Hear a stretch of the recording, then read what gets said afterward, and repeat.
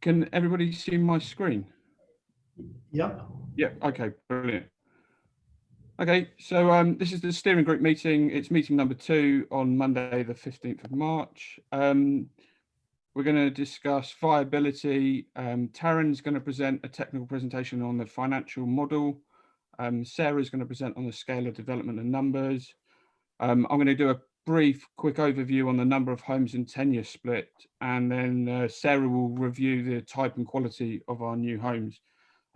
Rather than us all presenting all of this at once and then have the questions afterwards, I think it makes more sense that for each section we do a 10-minute Q&A after each section. So that's the way that I propose that we do this meeting today.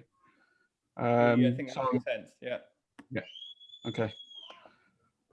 So viability, generally speaking, viability is the ability for something to work successfully. From a project perspective, the definition from the planning portal, the government's website, is assessing the viability of a project. There are a number of things that you should consider. So it's not just about cost viability. It can include the change of use, demolition, environmental impact assessments, if it's a permitted development site, or if you need permissions such as listed building consent with Trellick and Cheltenham. And it also includes the financial aspects. So why is it important? It's to ensure that the project will be successful and affordable, not just for the start and the building, but throughout the entire lifespan of the project.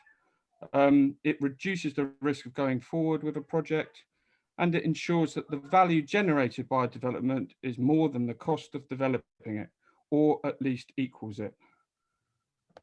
From a planning perspective, so there's a few minimum requirements that when we submit the viability appraisal, which we haven't prepared yet because we don't know what the scheme is going to look like. We're still doing this consultation. Once we've agreed that we're going to deliver X amount of homes, we will then produce the final viability appraisal on that said scheme.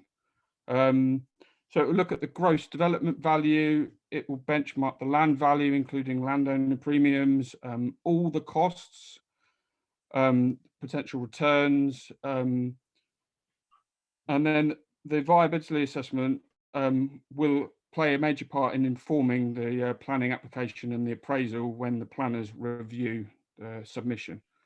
And it will also look at developer contributions and compare it to policy requirements. So when doing the SIL fund and the Section 106 stuff.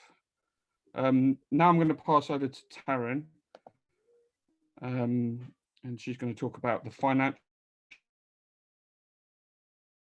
side, because that's yeah, thanks Patrick, and afternoon all, and I know it's my first meeting, so nice to meet you all. So I suppose my role in this particular project is around the financial viability, and Patrick's introduction kind of summarised it quite nicely. I'm coming at it purely from the financial perspective, but with any kind of scheme like this, there's so many more different factors. So what I'm about to talk to you is really just the financial information at this stage, but if you could keep that open mind, that very often projects aren't just based on the financial reasons alone. So I know today we're talking specifically about Cheltenham, but I also have overall responsibility for the New Homes Programme as a whole. So when I'm looking at the financial viability, I'm not just looking at Cheltenham, I'm looking at across all of the different schemes as well. So that's my role in this particular programme over probably the next couple of years. So before we look at some of the detail in the next few slides, and we've got some detail to show you, I just wanted to take just a couple of minutes really to explain the process that I go through to obviously when I look at the numbers. So I have quite a complex model that sits behind some of the figures that I'm going to show you today. It is an internal planning model. It's got a whole range of different assumptions and different options. And like I say, it is about looking purely at the financial information. So it's very factual. It doesn't take into account any of the planning requirements that Patrick's just taught you. What I should say is that you'll see in a minute that it's based on a series of a lot of different assumptions that make up that model, and they remain under constant review. they are our best assumptions at this particular point in time, but you will see that you'll see in a second when we put them on the slide. I just wanted to stress that some of these are almost beyond our control. So there are assumptions that we have to assume for financial purposes. So you can see it is a live model. So you can see by looking at this particular slide, these are some of the assumptions that we build into our model. What it doesn't include here is the cost of development. So that is also part of the model that I use, but obviously for commercial reasons, we're not able to share that with you today. But you can see, hopefully, all of those different assumptions, particularly interest rates and inflation. Time is constantly looking at the impact it has on the viability. So what you're looking at the moment is the assumptions that I'm making as of today. We know we're in very, very uncertain times. I could be talking to you in another 2 months' time where, you know, the rate of borrowing might look very different, inflation might look very different. That's the role that I play with this project, is making sure that we've got that most up-to-date information. So what the model does do, and I'll pause in a little while just for kind of questions. So what the model does give me access to is the commitments that we've made as part of the programme. So you'll know that we've made a commitment to 600 new homes. We've made a commitment to at least 50% of social rent, and these two in particular. So when I said to you, I'm looking at Edenham, but I'm also looking at the programme as a whole, what I'm able to do is straight away look at what impact that has. So when we look at some of the options, you know, the smaller side, so say we go with option 4 and it's 65, that has quite significant implications, not just for Edenham, but also the programme as a whole. What does the model show then? It will show me the total number of homes. It will show me the tenure split. So it will show me open market. It will show me social rent. It will show me key worker at any point in time. It tells me the latest estimates on the cost and development. And I must stress, they are estimates. They're based on the best knowledge that we know at the time. And that's based on some of the expertise that I get from, I'm not the expert on the development costs. So, you know, look to colleagues from Patrick and Martin looking at what those latest estimates are. We don't know what those exact costs are going to be. So that's another reason it is changing all of the time based on what those costs, but that will all be factored into the model. And then for me, the model will show me the revenue implications. So what that means is it's what I'm comparing, or what I'm doing when I'm looking at the financial viability, is I'm saying these are the development costs. It will cost me this much in borrowing, and I need to fund those borrowing costs. I know that I've got other annual costs that are going, so management, maintenance costs, and I know that I can generate this level of rent from those properties. And so what I'm, in very simplistic terms, what my model shows me is what's my rental income. So when the scheme's fully operational and everything's rented, what's the rental income compared to what are the costs that we've got going out? And some of the figures that we'll show you in a minute is comparing those two. And the number of homes that you have tells you whether you're making a surplus or whether you're making a deficit. So that's it in very broadest terms. And I just wanted to give a little bit of the background, and I suppose I can't stress enough how much it is really a live model. So I know, and I'm going to kind of, I know some of you were hoping to see the actual live model. I just, it changes all the time. It could change tomorrow. So what I'm showing you is the kind of principles of how we kind of shape some of those decisions.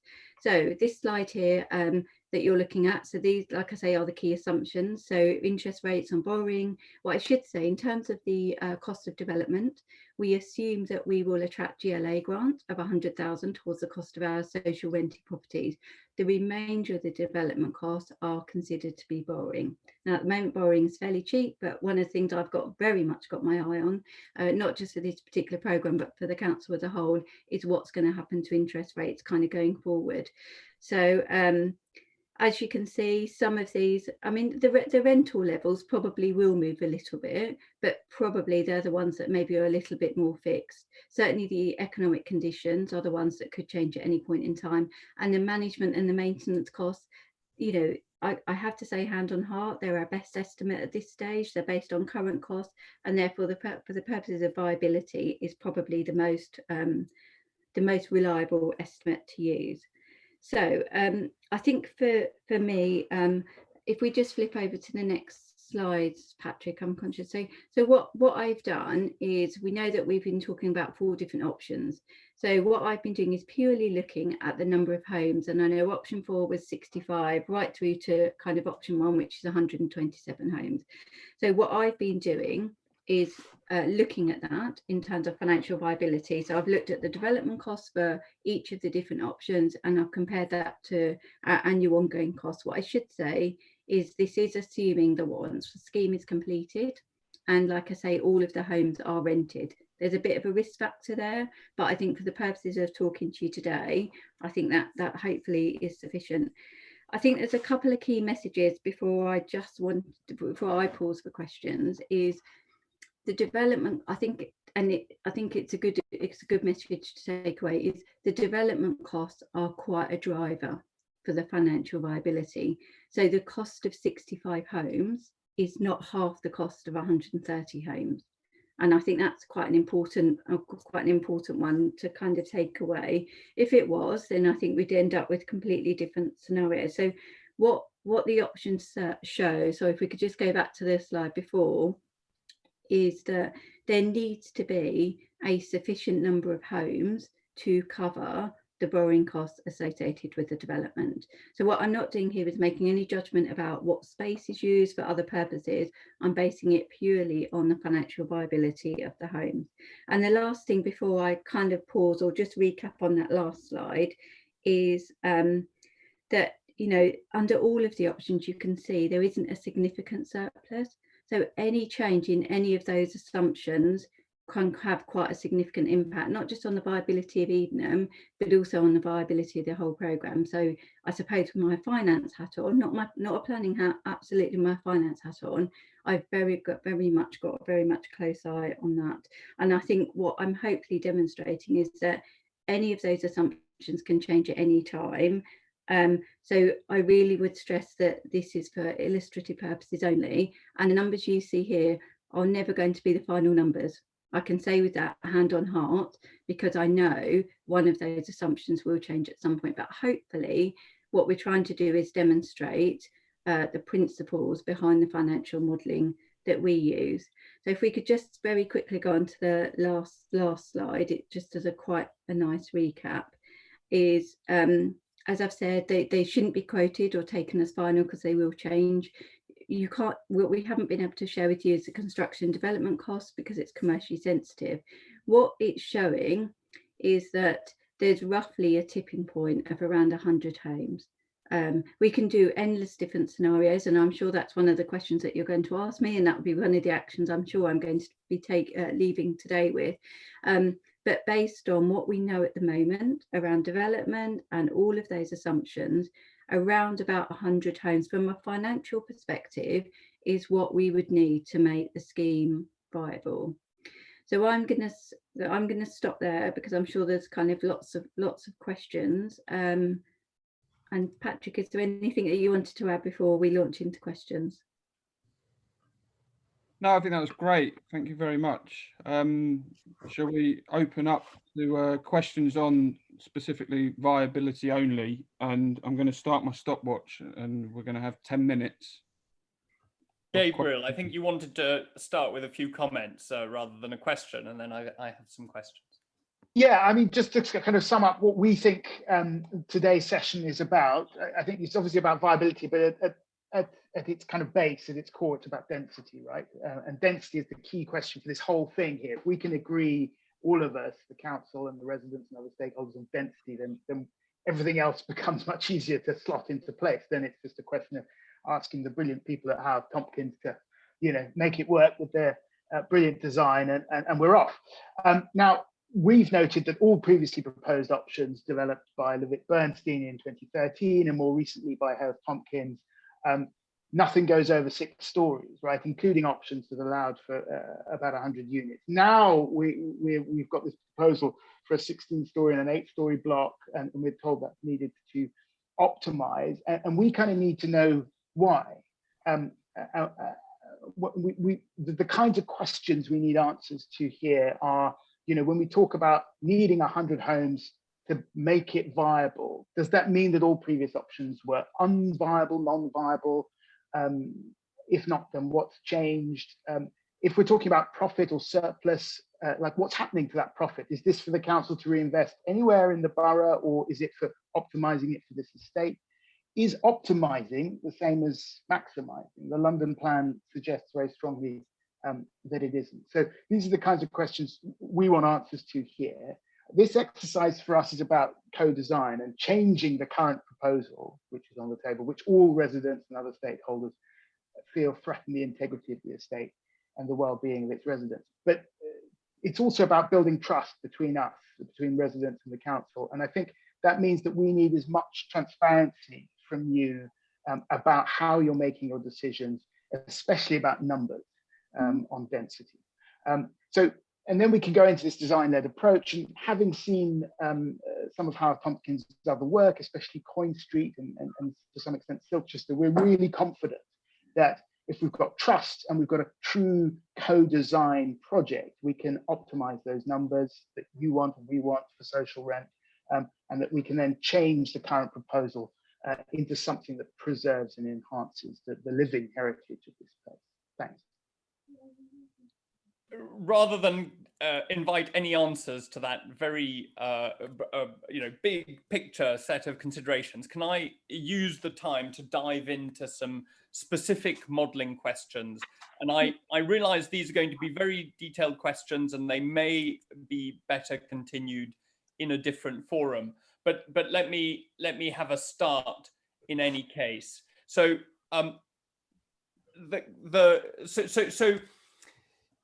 first question, viability across all schemes. Does that mean that profit in one scheme can counteract losses on another scheme? Yes, no? Well, yes. So I looked at it as a programme as a whole. So we know that there could be a risk. Understood. No, understood. So that means that, I'm just doing this because there's very little time. So you confirm that actually the budget constraint is not scheme by scheme. No, it's for the programme as a whole.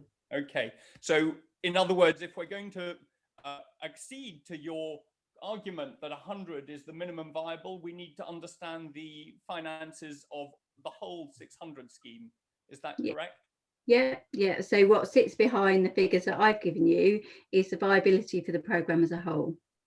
And the key message is to say those numbers of surpluses that you showed us in the slide before last were for the scheme as a whole, not just for Edenham. No, they were just for Edenham.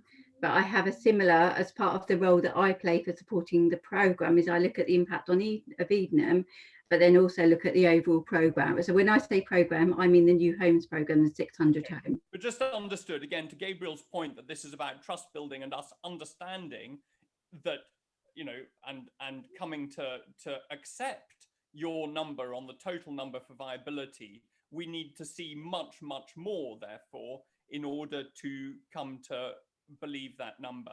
Can I, second question, you have no revenues from any commercial rents. Any reason for that? No, so the modelling at the moment is just based on the number of homes.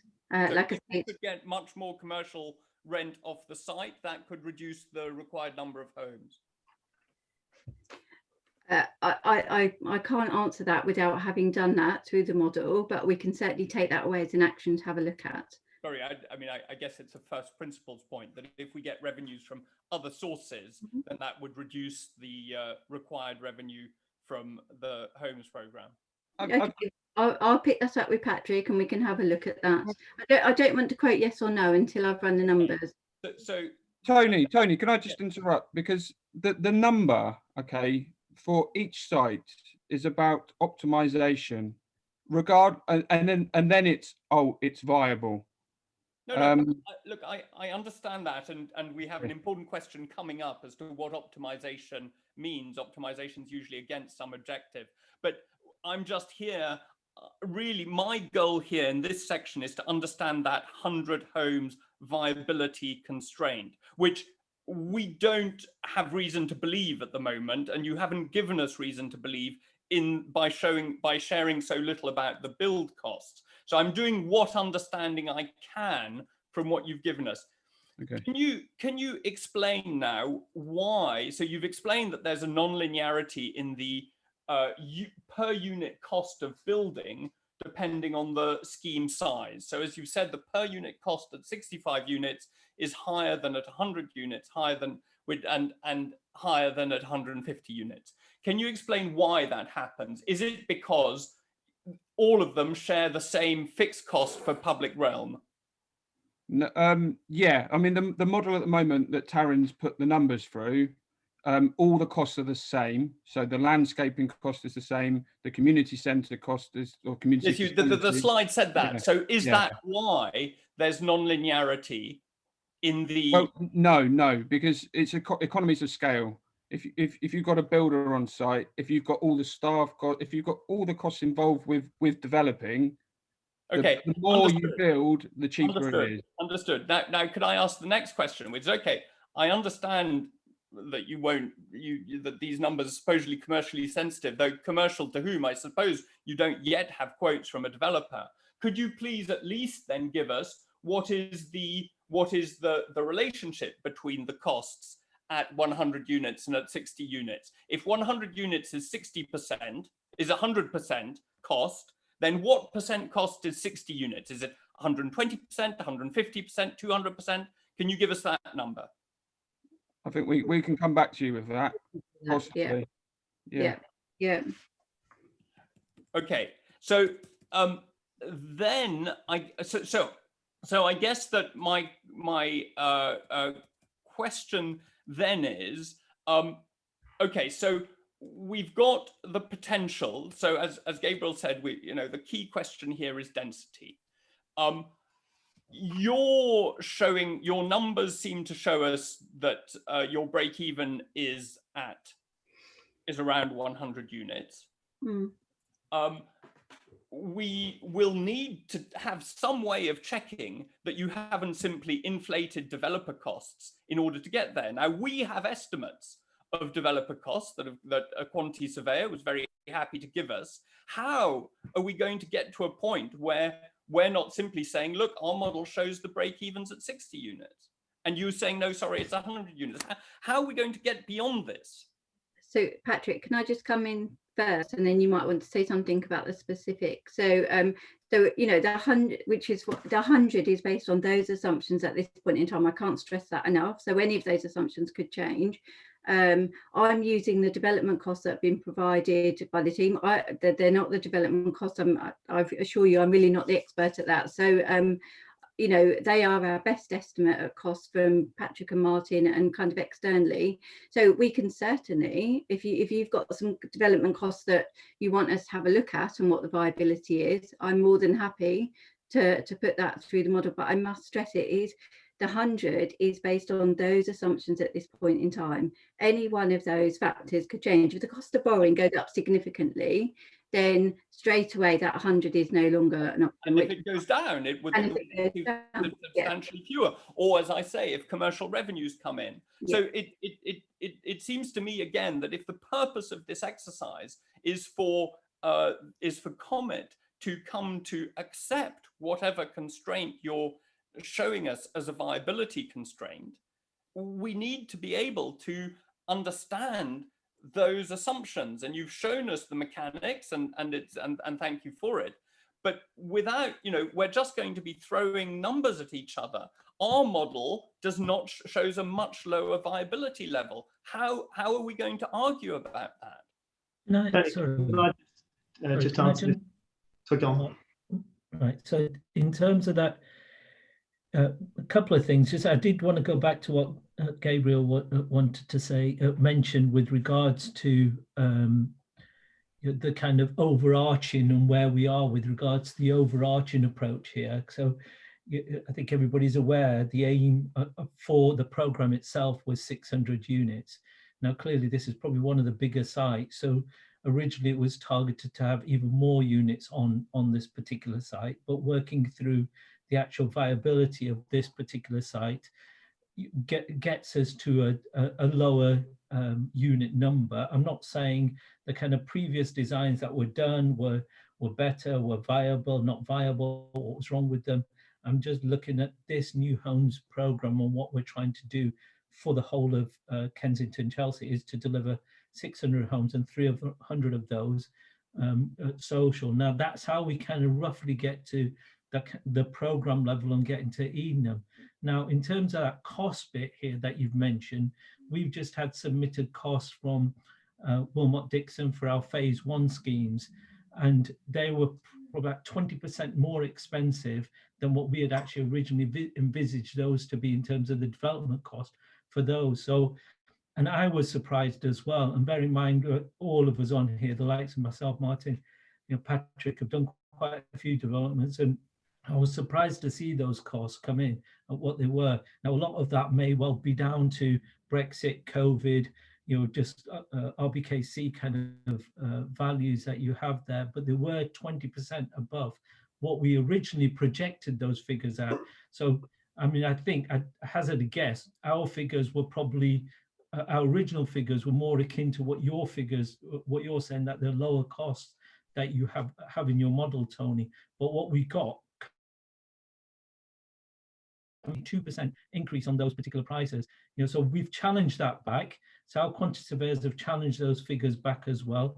In terms of those first 4 schemes that we've actually got, we've dropped 2 of them because we just financially, we didn't think they were viable, and we were looking to go back to the market on them. And the other 2 are where we think it's still expensive, but we're going with those schemes. So they're feeding those type of numbers in as well. So it's not, I mean, I think the word used was trust. One of the things that what we're trying to do here, admittedly, it's difficult sometimes, is to give you that trust as being, look, this is where we are at this moment in time. My worry about kind of sharing some of that commercial information is about, the biggest thing I suppose is about, I don't want to leave show my hand openly. I mean, I'm already kind of getting expensive prices from Wilmot's, and I don't really want to show it openly to the market itself. Now, that's kind of one of those commercial things in the back of my mind, really. And we have fed those numbers through. We've fed those through, and honestly as well, it is not just like covering it. We wouldn't be here to explain that to you as well. Say, look, these are the numbers. This is how it works. This is where we're kind of getting to. And the viability is, as Taryn was saying, is across the program as well. So as every single site has the kind of issues. The original numbers that we had were probably touching about 670, 680 in terms of delivery of the program, and we're probably down at about 600 type units, because each one of the sites has its nuances and what we can actually deliver on that site. So there's some of the things to kind of think about. Look, I appreciate all those things, and totally, we obviously don't want to do anything which is going to increase the cost of the scheme in the end by putting you in a poor negotiating position with developers. However, imagine this: we are here as a small group going through the details on the scheme in order to be able to go back to our respective organizations in the community and say, look, we have really kicked the tires on this one. And on this particular case, it really is true, X, Y, Z. Now, imagine now I go back to the people I represent in the community, and I say to them, look, the council asked us to take it on trust that it was 100, and guys, let's take them on trust. What's the point of this process we're going through? I appreciate that there's a difficulty here, but the solution is not to say, sorry, just trust us. It's not that I don't trust you. It's that we're in a situation where I have to go back and say, this is, we've seen the numbers, we've kicked the tires. Have we? No, we haven't. At this point, we've taken it on trust.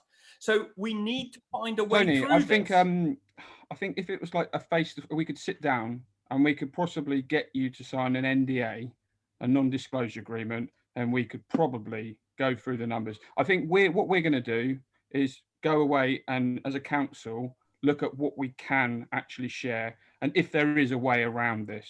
Okay, we're going to try, and we've been trying this week to see, and it needs to be. But we are going to do that.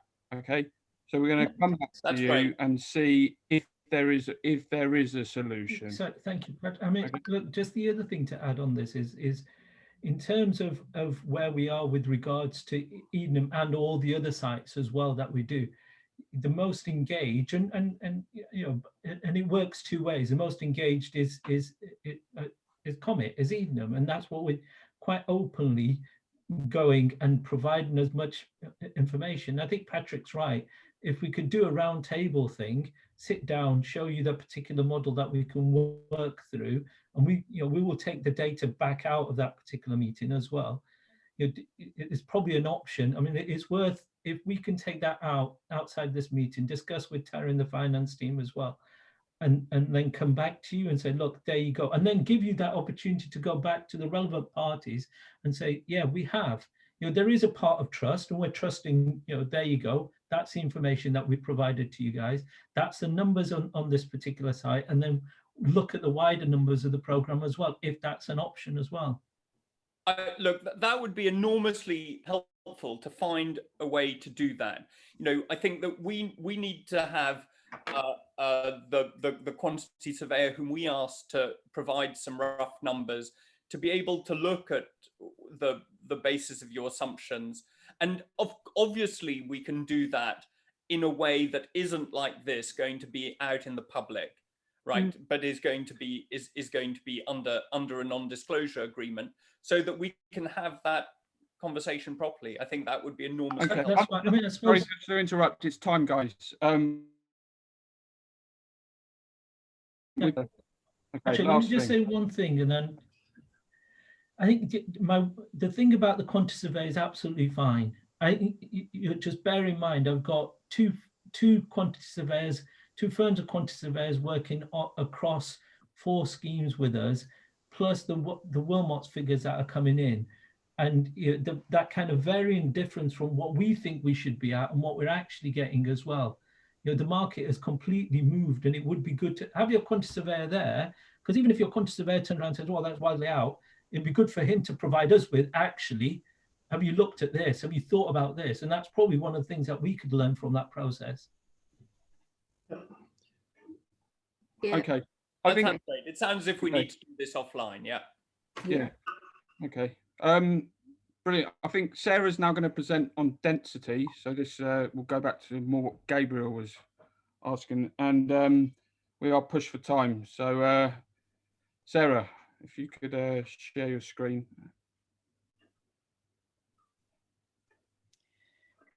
Yes, can everyone see that? Yeah. I'm going to say yes. Okay, so we're obviously in the second meeting, 15th March.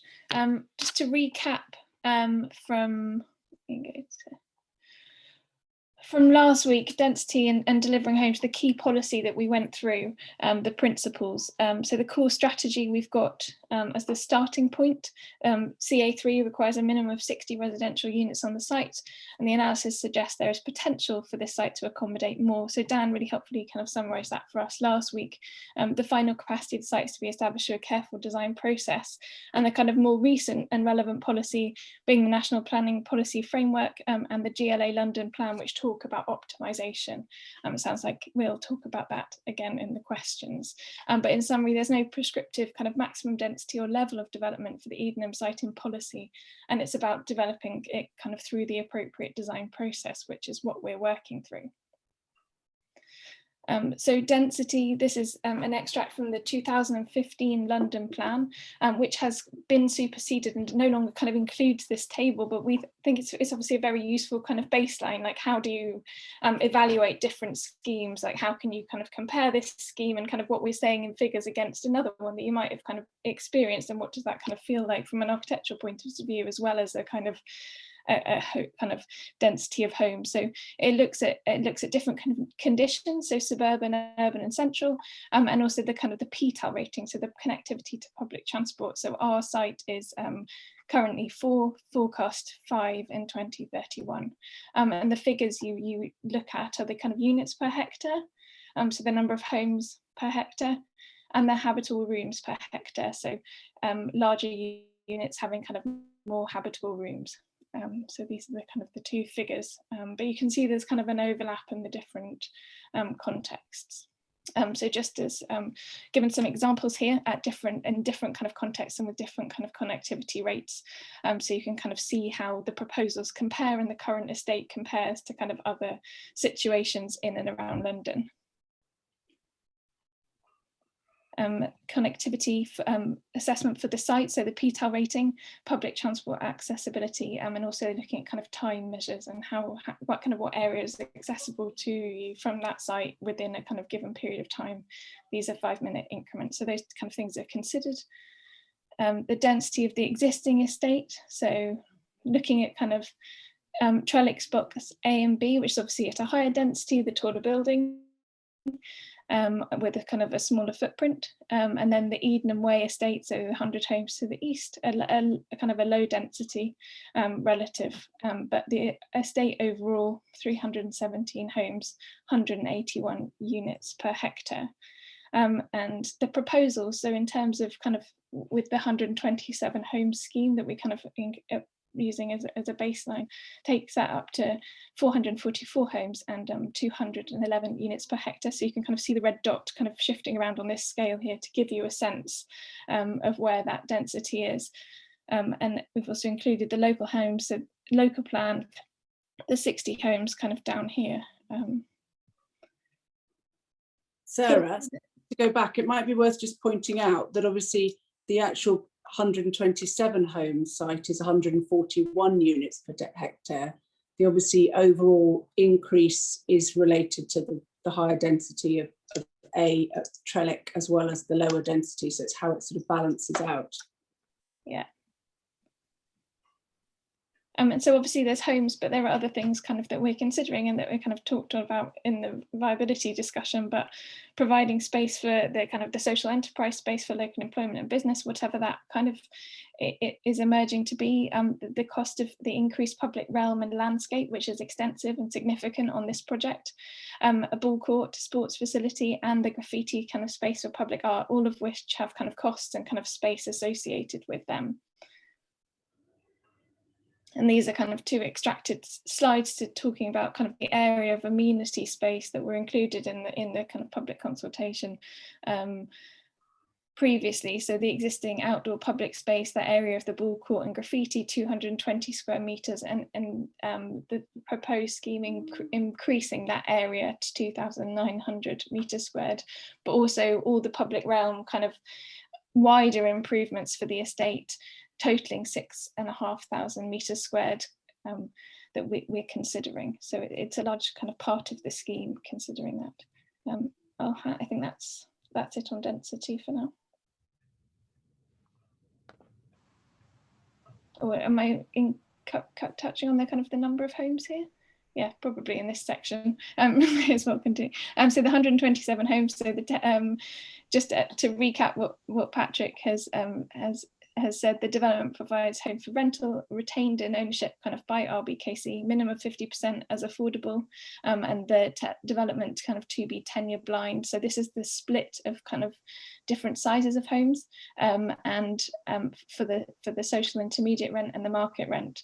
So actually, because the social intermediate, we're including kind of larger family rooms, so some 1 beds, but mostly kind of 2 and 3 beds, whereas market rent units being more 1 beds and 2 beds, the actual overall split of kind of habitable rooms are higher than 50% kind of are social and intermediate compared to market. So that's one of the things we're also looking at in terms of the split as well, although in the number of units it's a 50-50 split, but that's a consideration. There's actually more area kind of given over to affordable units.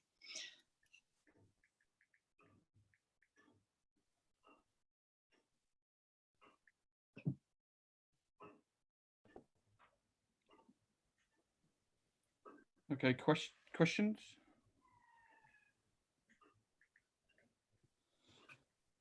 Sorry, can I ask a small clarification? In the presentation of the financial model, I think we had the information that there was 100,000 of subsidy for the social homes and nothing for any of the others. And I think the presentation just said that there was 28,000 for the affordable homes. Is that, I just clarify which of those is the case? Sorry, so affordable includes social and intermediate, also known as key workers. And the 28,000 was for key workers, well, intermediate. So intermediate / key workers, the GLA will give us 28,000. Yeah. Can I just add, so the figures that I've just shown you, we're just looking at the 50-50, so 50 social rent and 50 open market, but absolutely right. So I've only factored in 100,000 for each social rent, but if any of those are intermediate or key worker, absolutely, the model automatically builds in the 28,000. So yeah, apologies, I should have said that in my assumptions. So sorry, you have that in the numbers you've shown us, that 28,000 was there or could be put in? Well, at the moment, I'm just assuming 50% social rent and 50% open market. So I've just factored in 100,000 and nothing. However, if some of that split changes and some of it is intermediate, then I suspect we'd have 100,000 and we'd have some 28,000s in there. Thank you. Sorry, no, I've got it. Yep. Yeah. Can I just ask a further clarification on that? Because we're clear on what the split is, right? It's 50% social rent, 5% intermediate, and 45% market. So we should add a 5% at 28,000. Is that right? Yeah, we need to add that into the model. Yeah. Yeah. Apologies. I have.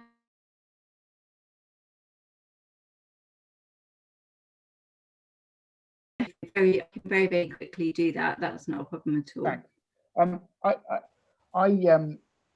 I have a sort of question on.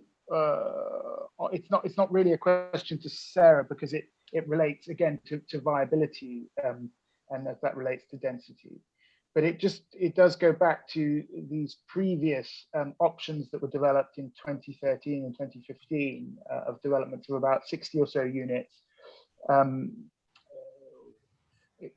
What I don't, this is a big picture question. What I don't quite understand is why it was viable in 2015 to propose a development with 60 or so units, but in 2021, with extra GLA money, it's not viable.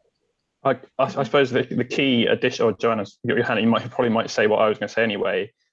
I think Sarah had a slide in there of the extra things that are in this scheme compared to those previous schemes of the community space, of business enterprise hub, the additional landscaping, and I suppose I don't know what those other schemes had, but I'd be surprised if they pepper potted things through as well, which obviously has additional costs. So just answer that question.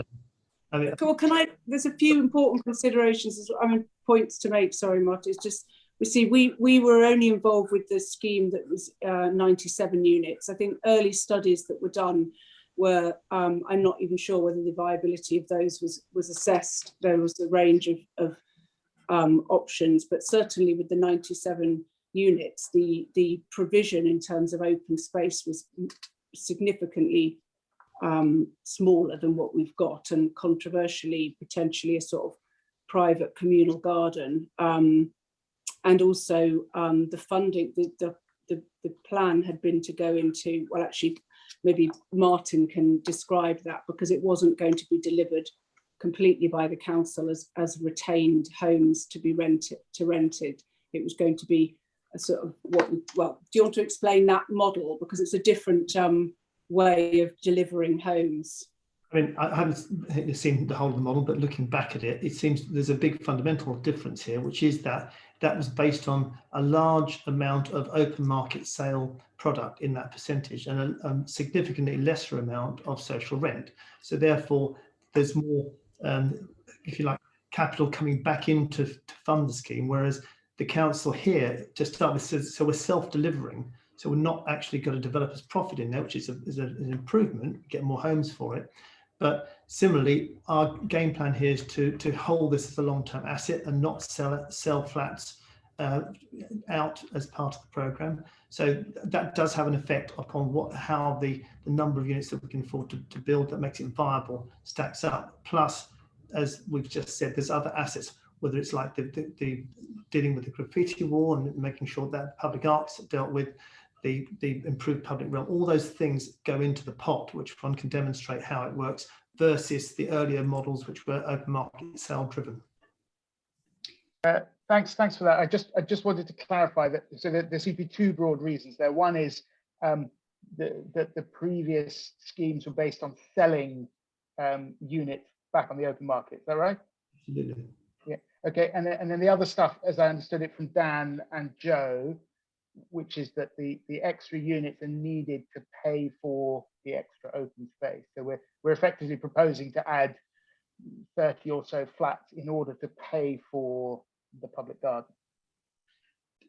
The public realm, I think. No, sorry, not second point. Not really. No, I mean, I think we've got to do those things anyway as part of the overall program. We wouldn't get the kind of the social spaces. We need to do them apart. I think the first point that was mentioned with regards to what Martin was saying, that we were going to sell it in essence, as Joanna was saying, that I'm not sure viability was done on them, and I definitely wasn't around. I'm sure most people weren't around then here on the call that worked for the council.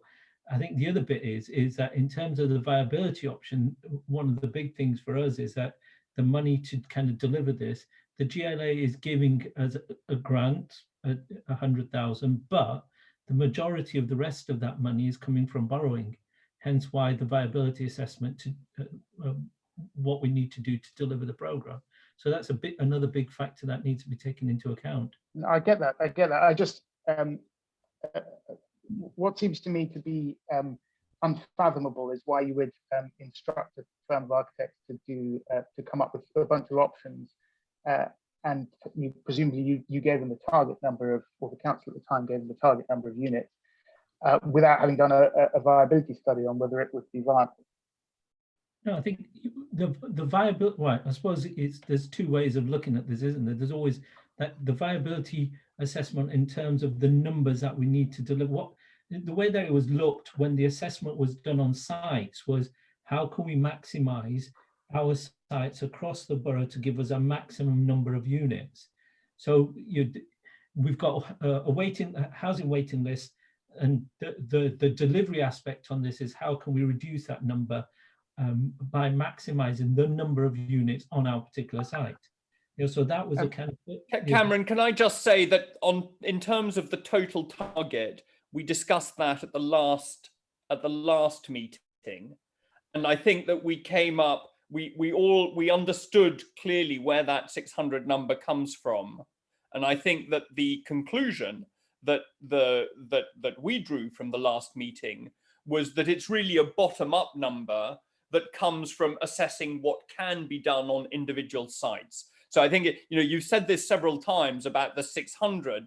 We don't, I think the first meeting established that that's not a target from on high, which absolutely has to be met. It's a target that is built up from the capacity of individual sites. Just a point to be made. This was the matter of the last meeting, and something which I think we don't need to keep going over. Which a fair point, but I think it then does go into like how you can get to the number that we are on this particular site.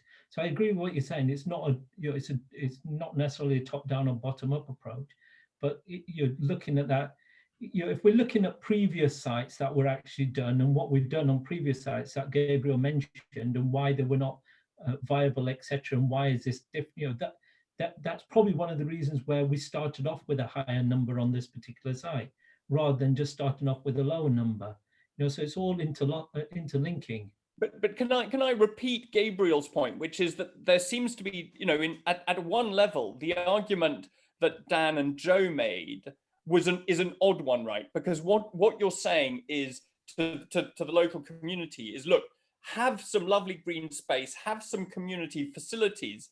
Oh, but because we've given you so much, we're going to have to increase the number of units very substantially. I think Tony, which I clearly jumped in and said, no, that's not the case. I think the thing is, I don't think Joanna said that as well. I think it is look, as part of any development that you're going to be doing, if you're providing whatever you're going to be doing on the site, you need to look at the wider site in its perspective and then turn around and say, what can you know, and it's not just the homes as well. So as part of the kind of London plan and part of the engagement that we need to deliver on this, it's got to be wider than just homes. It's got to be the social infrastructure as well. So, but that's, I mean, the viability, that's policy, and then there's viability, and those are two different things, right? We're talking about financial viability. I've got a solution, and I think it's that you ask us, what do the numbers look like if you don't do the landscaping? What do the numbers look like if you don't give us a new ball court? And then we'll tell you the figure. But some of the stuff we have to do. So the ball court is going, yeah. The point that you made about viability not just being financial, it's also about a scheme that is, you know, that receives planning permission, that gets support not just from, you know, the English heritage or the key different statutory groups. So, you know, one of the sort of emphasis on the scheme in terms of open space is also partly to, as a sort of decent, sufficient space to counter, you know, the large Trellick Tower and how it sits and has a reasonable amount of space in front of it, as well as obviously a desire to provide good open space, not just for new residents, but for existing. And I think there's lots of issues that we've discussed with the planners about concerns they have in terms of the issues with the levels of the site and how we can create a successful public realm. And that has been such a key driver in terms of how you start to sort of arrange the site before you're even looking at what height the blocks are, just the disposition and how they overlook the site, the relationship of the you know, all of the public landscape with new buildings and existing. So it isn't just, you know, the viability will, I mean, I think Patrick's saying, well, we can see what a scheme is if we don't do any landscape, but I think also, you know, we probably won't get a planning permission, so it won't be necessarily be viable. So this, you know, that is part of the sort of success or viability of the scheme as well. Sorry, just to add to that, in terms of that as well, it's not, as you said, policy, there's policy and there's viability, and they're separate, they're actually interlinked. Because if we did not meet the standard room sizes, etc., we wouldn't get approvals as well. So there is an interlinking between the two. And you could actually put, you know, you could take onto a brownfield site or, you know, on a greenfield site and actually try to put them on there and see what the difference is within those sites. One, you wouldn't get planning permission for, and on a brownfield site, you would need to meet certain obligations as well. So there is an interlinking between that kind of development of both policy, because we need to hit the policy obligations, both at a local level and then at a wider level as well, and then the viability that then knocks through. Okay. Right, I think we're going to go on to the next topic, which is just a couple of slides from me. Can I just ask one question before we do? Yes. We've sort of touched on it, but it'd be really useful to just really get clarity on this. So we touched a bit on kind of optimization and the optimization of the site and its impact on housing numbers and things. But it'd be define what your version of optimizing means, and whether it's about putting as many homes on the site as possible, if it's also about to development, for example, capacity, height, massing, etc., to then come up with the optimal scheme. Because I think it's everything, Joe. I think it's the optimal is a result process. That is the optimal number. After we've reviewed everything, and then we say, it's not just physical. This site could, because if it was physical, we could have 1,000 homes, couldn't we? 50-story tower, the biggest tower in London. The site could take it.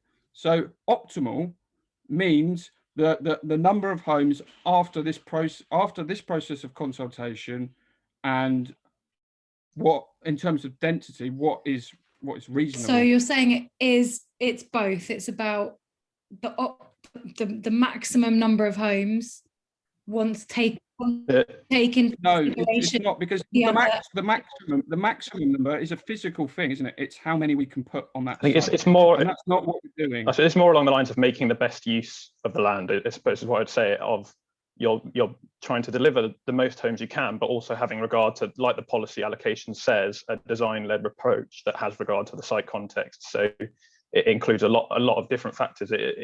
It's daylight, sunlight, layout, landscaping, all those other factors. I guess the difference is whether we're, what we're asking is, are you coming at it from a place of, we need to get as many homes as possible on the site, and what can we squeeze in, or let's go at it from these other elements, i.e. height, mass, land, sun, all of that, and then from there build up what is a reasonable number of homes to taking into consideration those elements. Yeah, I think it's maximizing and optimizing. They're completely different in terms of maximizing is just trying to squeeze as much as you can, whereas optimizing, and what we're trying to do here, is what fits best on the site, what makes the best use of the site with regard to all those factors. It's not trying to deliver as many as possible right up against the limits. It's making best use of that has respect to. We need to stop now. Can I just offer one way in which I understand Joe's question, be something like this, which would be to say, if let's say you said, well, let's have high regard to the integrity of the estate and keep all building to below 6 stories, and have regard to the intention of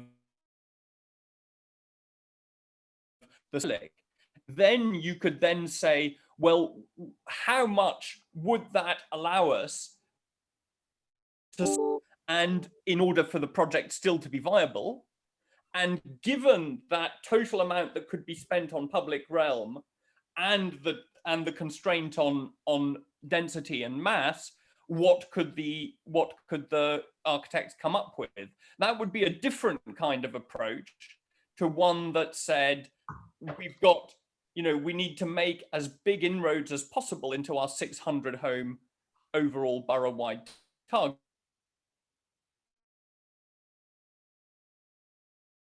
Could both thought to be optimizing, but they'd be optimizing different things.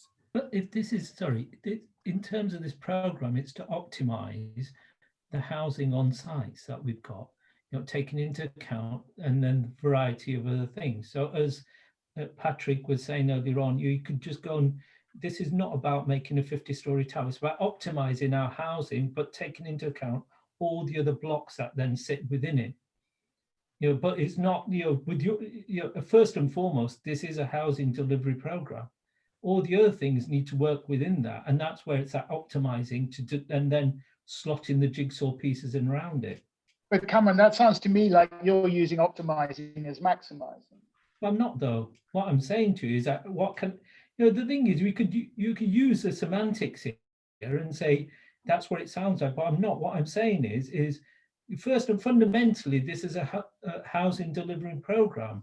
That's what we're trying to do here. And then by having all these parties in here, you take into together and say, there you go, rather than saying it's a maximum of 6 stories and then everything else works around it. It's not that. It's actually put them together, from the viability, from the assessments of the site, on site as well, from Trellick, from the planning obligations, from the policy impacts as well, from the community engagement aspect, put them together and said, that's where we're going to. Because the other way of looking at this, and this is where that trust bit kind of comes into it, is that imposition of this is what we're going to do, and it's not an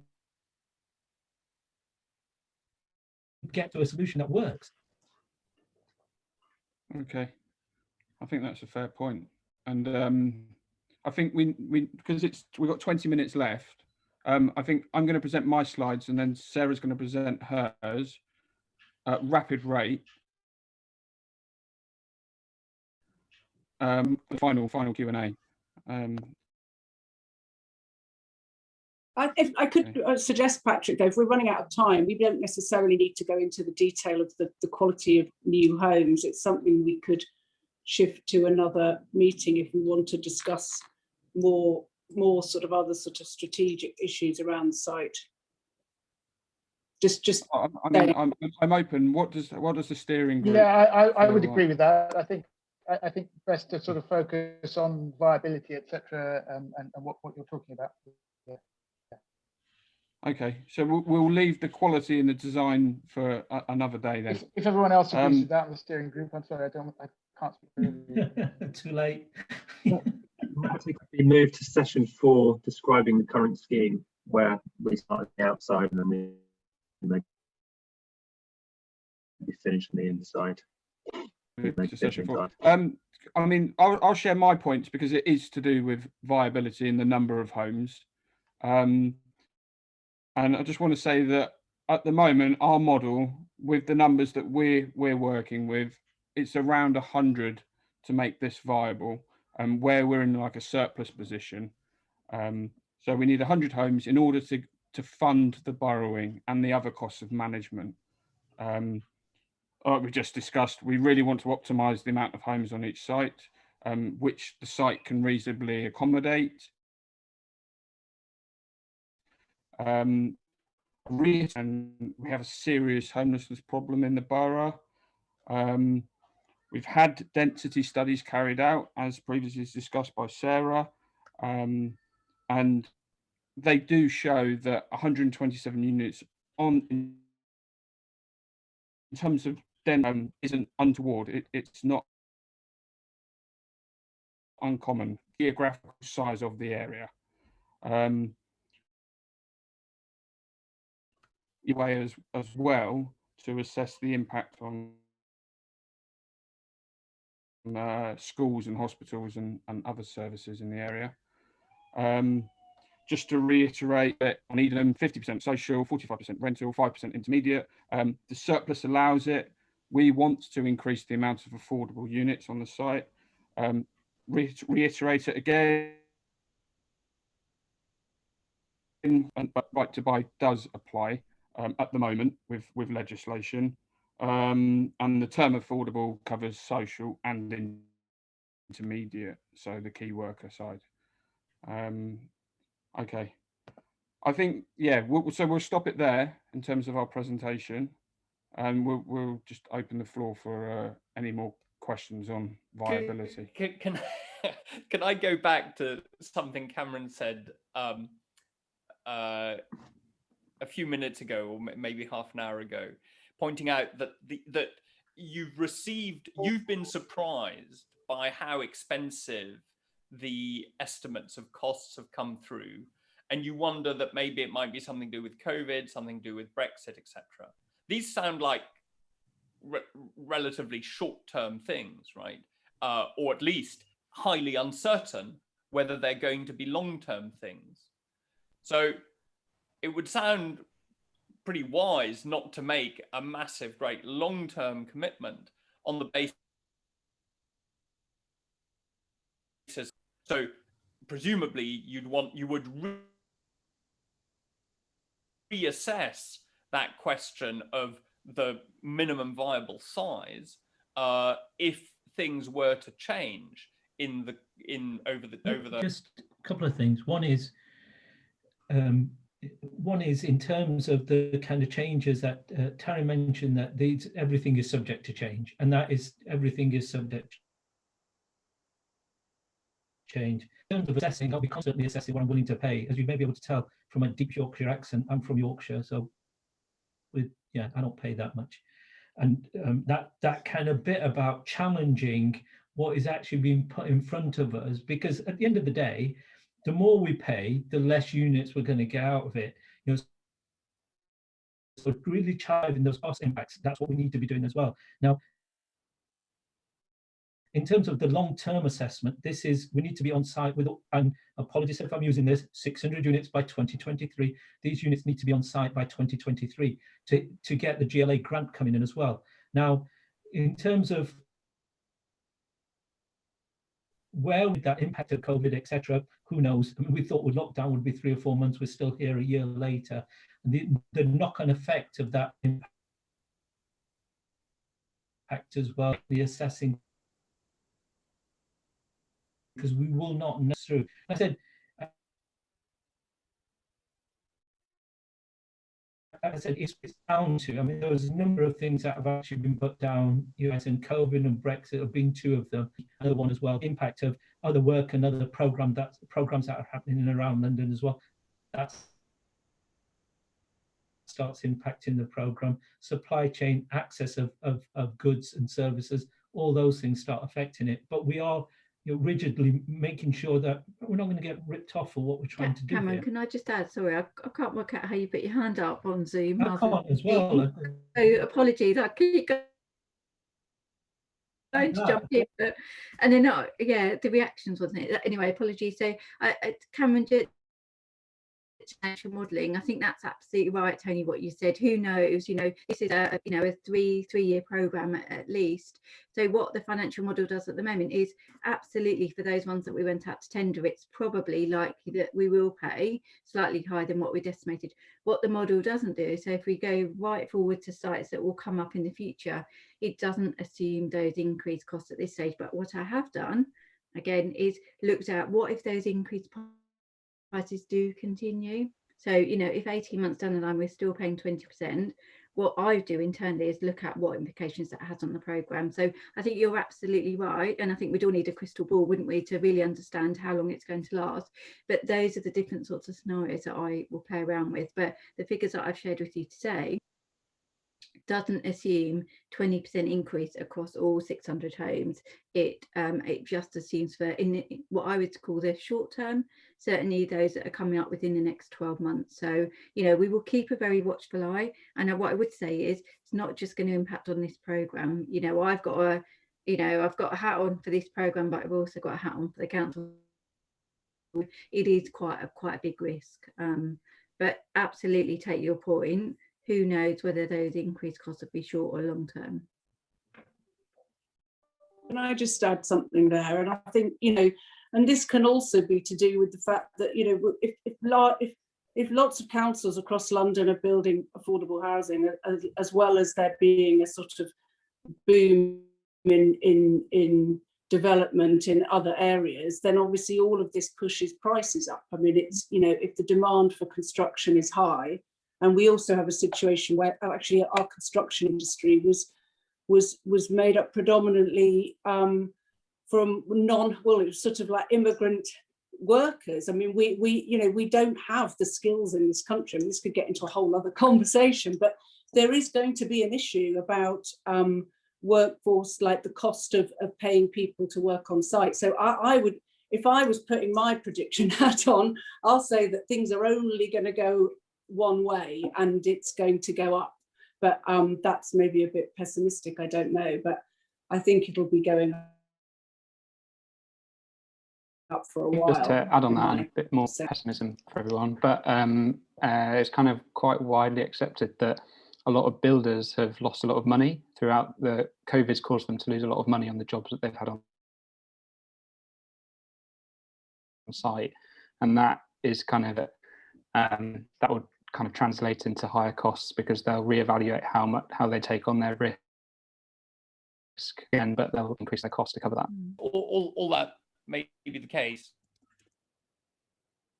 but it would also imply increases in rents because people are not going to give away, people are not going to, because most developers are not charities. So if they have to incur the higher costs, then the marginal housing in London will be at higher rents. So again, in terms of the viability, the impact. Well, I mean, the other thing to look at is, you may, with regards to the increase in rents, but that COVID impact and working from home, and a lot of people that are actually working in London, but actually not local to London stay. They may be going back home and just coming down rather than renting a place.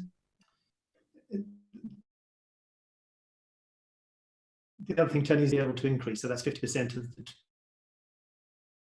the product, as we've said, or that margin. So any increase or decrease of the market rents impacts that only that proportion of the overall project. And rental costs down demand at the moment because people are home, and they're definitely, it's a good time to rent. But if the demand for housing is going down, it's very hard to, it seems harder and harder to justify this increased densification in a very, in an extremely historic state. I don't think the demand for social housing hasn't gone down. Yeah, the demand for affordable. I mean, what we should do is we should campaign central government, all pay higher taxes and have affordable housing funded directly by central government as they did in the 60s and 70s. But I think we'd have a hard fight on our hands to go back to that model. I mean, the cross-subsidisation is a sort of, has come through the fact that we, these affordable homes aren't funded centrally in the way that they were when we built the council estates. We can all be nostalgic for that, but these ones are being subsidised by the GLA, and I guess that Comet's view would be, well, wouldn't it be nice to have 100% 65 social homes on this site? And is it really the case that if can we not find a way of reducing the fixed costs on the? I'm not sure what you mean, Tony, by fixed costs. The costs that are unrelated to the number of units. I think he means, like, if we don't have a community facility, if we don't do any if we do the landscaping to the bare minimum, no. Well, we're going to be required to do that, as we pointed out before. Various people have said, but we will be required, and indeed would want to develop somewhere that is a nice place to live, those that live there, as well as people already there. So it's a balance, isn't it? I mean, that's what this is about, right? This is about creating a nice place to live for those that live there. We're those that live there. That's us.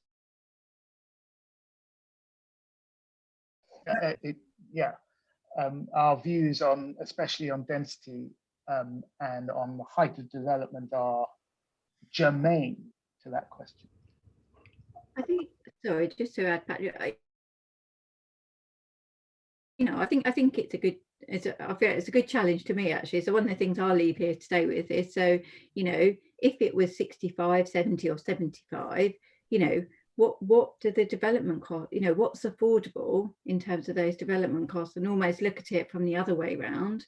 And then I think where you're coming from, Tony, is how much that look like, so if you have 65, what's left?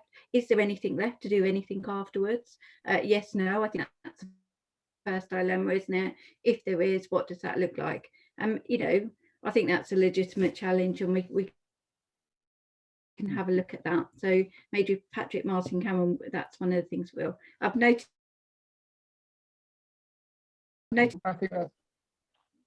I guess we have to be careful with that exercise in terms of you don't end up, well, what is it just to provide a 65 unit block on the estate with nothing else surrounding it that doesn't contribute anything else back to it, so that there's thresholds there. It's not just a case of we can just put 60 new homes in but with nothing else in there.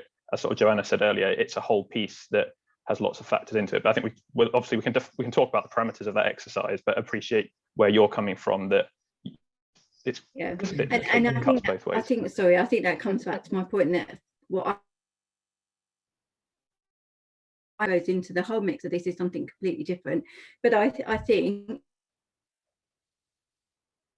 and that's saying it would work, but I think it's something that we can do. But I think, Dan, you're absolutely right. Financial viability, unfortunately, doesn't drive what the final scheme will look like. No, of course, I completely appreciate, but it's obviously important. Be very. I think it's worth pointing out that, at least to those on this call, at least to comment on this call, we believe that the public realm works very well on the area that we call the beach. And so the question, given that bit of public realm works very well in our view with the graffiti wall and the performance space and the ball court, then 65 homes on the rest of the space, the old people's home, kind of from a space point of view makes a lot of sense to us. Now, if on top of that scheme could deliver the same number of social homes, you know, it wouldn't. I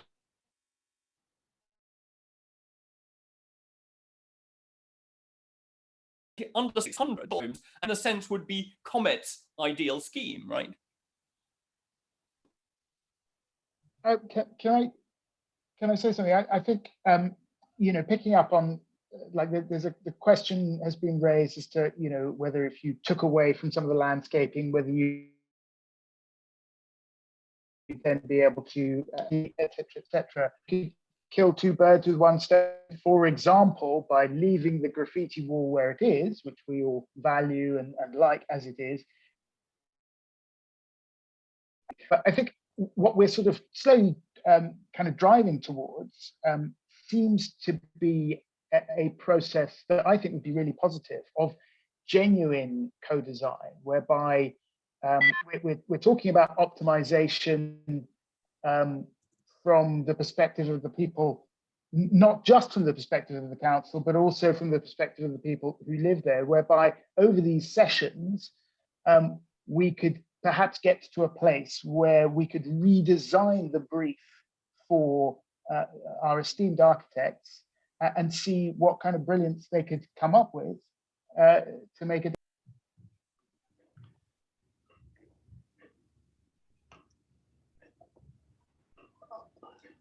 I think, Gabriel, we want to work with you, and I think that's been made clear. I think that there can be some planning and heritage constraints that will dictate what we can put on different parts of the site, as you're well aware. For example, what you call the Old People's Home site, the economic park site, whatever.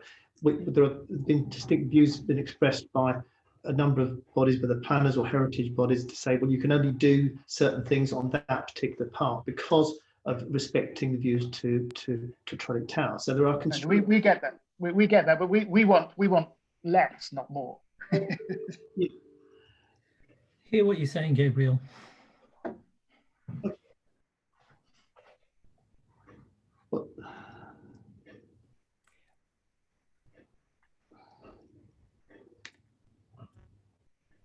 So how do we translate that into the next step then? Well, I mean, my suggestion would be that, you know, perhaps a little bit later on in these sessions, when we've been through a few more and we've built up more trust, because I know it feels slightly combative sometimes, but I really do appreciate, you know, all of this interaction with us, and you know, and I appreciate that this is, you know, more than happens in most schemes. So we really appreciate that. But I think that, you know, once we get a little bit further down the road, we hopefully should be in a position to sort of come up with a new brief for the architects, which reflects a lot of the positions that we as residents and other stakeholders have, and then action that and see what Howard Tompkins can come up with within a different set of constraints that we as residents and other stakeholders have defined over the period of this consultation. Can I ask a question? Do you as Comet feel that you are representative of all the residents in the community that live in Trellick and or on the Cheltenham estate? Well, we do our best. I mean, we've worked very hard to reach out to everyone. Yeah, spending a lot of my time speaking to as many of my neighbours as I can find and asking them what they feel. And I should say to you that the position that, as is articulated by Comet, which is that we're all terribly keen on having some housing here, and that of course we understand the need for more housing in London, is not necessarily shared by all of my neighbours. And I do my best to really counter those notions and say, look, we really do need to make better use of that car park. So yeah, we are representatives of the residents here, and that's why we're here, Joe. And particularly on the point of Eden Way, Comet's work has precipitated the formation of a compact which previously didn't exist. So if anything, Comet is providing that critical collating work, you know, which is really important. And so the work of Comet is creating community organisations where previously there were none. So, and then particularly on the Eden side. I think what's going to happen, just to be clear for everyone, we've got these scheduled steering group meetings, haven't we? And we've agreed on the topics. When we've finished, so in April, we are going to review everything that we've discussed so far, and then we're going to come back to you and say, this is the next steps. Okay, so this is at the moment, this steering group is the process of the council deciding on how they want to go forward, alongside with all the other consultation, the public consultation and consultation with 20th Century Society and Heritage England, everybody. Okay, so that we've got the topics. So in April, we will let you know how we are going to proceed with this development. I think, I mean, we talked about co-design last week as well and what exactly it means. At the moment, this steering group is going to inform how the council is going to respond. Okay, so until then, let's focus on the topics.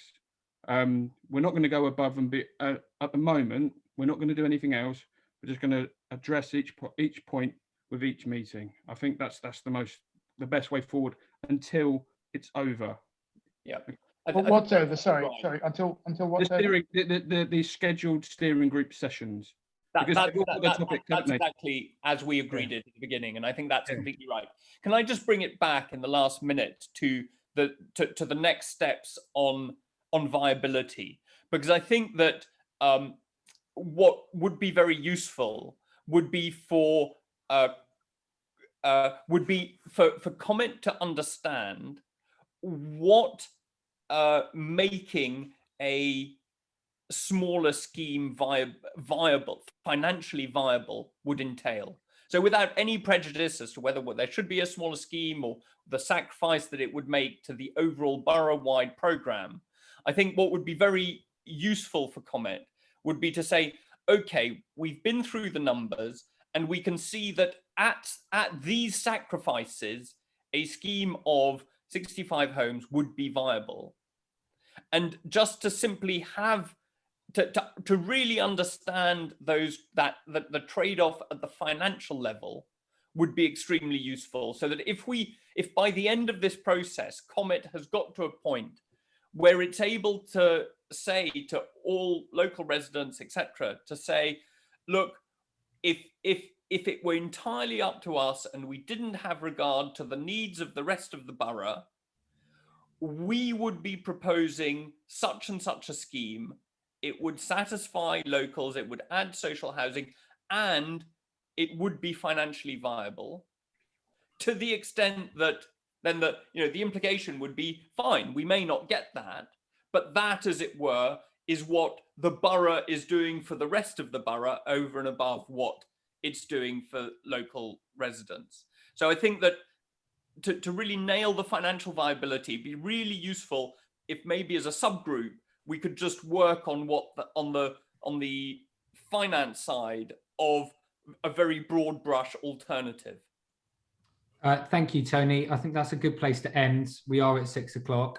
So I'd like to thank everyone for their time, both council officers and of course the members of the community. We'll end there, and as we did last week, we'll commit to getting this up on YouTube within its dedicated playlist by tomorrow.